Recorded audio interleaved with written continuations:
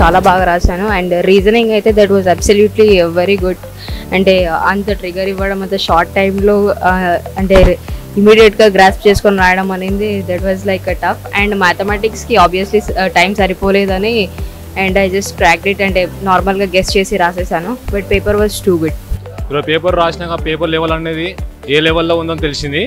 ఇంకోటి ఏంటంటే కాంపిటీషన్ ఫీల్డ్లో మనము ఏ పేపర్ రాసినా ఏ విధంగా ఉందో తెలియాలంటే ఫస్ట్ కదా మనం ఒక షామ్ ఇన్స్టిట్యూట్ పేపర్ రాస్తే ఆ విధంగా అప్పుడు మనం టాలెంట్ టెస్ట్ ఏందో మనకు తెలుస్తుంది. కాంపిటేటివ్ ఎగ్జామ్స్కి ఎలా ప్రిపేర్ అయ్యాలో అర్థమైంది దీనివల్ల. పేపర్ వాల్యుయేషన్ అనేది నాకు అంతగా టచ్లో లేదు కాబట్టి కొంచెం ఇబ్బందిగా ఉంది. మేబీ ప్రాక్టీస్లో ఉంటే కొంచెం బాగా రాయగలుగుతాను నా అభిప్రాయం.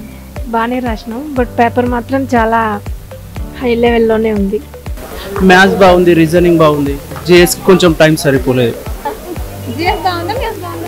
మ్యాథ్స్ బాగుంది, జిఎస్ బాగాలేదు, చాలా టఫ్ ఉంది. నా పేరు రాజ్ కుమార్, మాది వరంగల్. ఇంతకుముందు రాసిన టాలెంట్ టెస్ట్లో 2.0లో సీటు వచ్చింది. కాకపోతే కొన్ని అనివార్య కారణం వల్ల మిస్ అయ్యాము. ఈసారి ఖచ్చితంగా ఈ అవకాశాన్ని ఉపయోగించుకోవాలని చెప్పి దీన్ని రిజిస్టర్ అయ్యి విజయవంతంగా ఎగ్జామ్ రాసాము. కాకపోతే ఈ ఎగ్జామ్ ప్యాటర్న్లో అథమెటిక్ రీజనింగ్ మోడరేట్ నుంచి టఫ్గా ఉంది.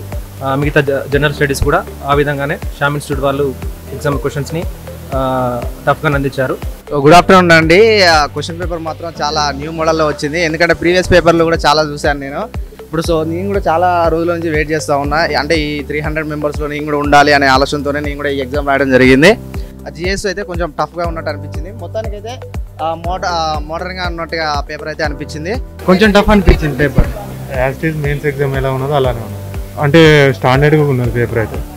లాస్ట్ టైం కూడా రాశాను, అప్పుడు కంటే ఇప్పుడు ఇంకా పేపర్ చాలా మంచిగా అనిపించింది. అర్థమెటిక్ కానీ రీజన్ కానీ ఏదైతే ఎస్ఐ కానిస్టేబుల్కి వస్తుందో అదే విధంగా సేమ్ ప్యాటర్న్లో ఉంది.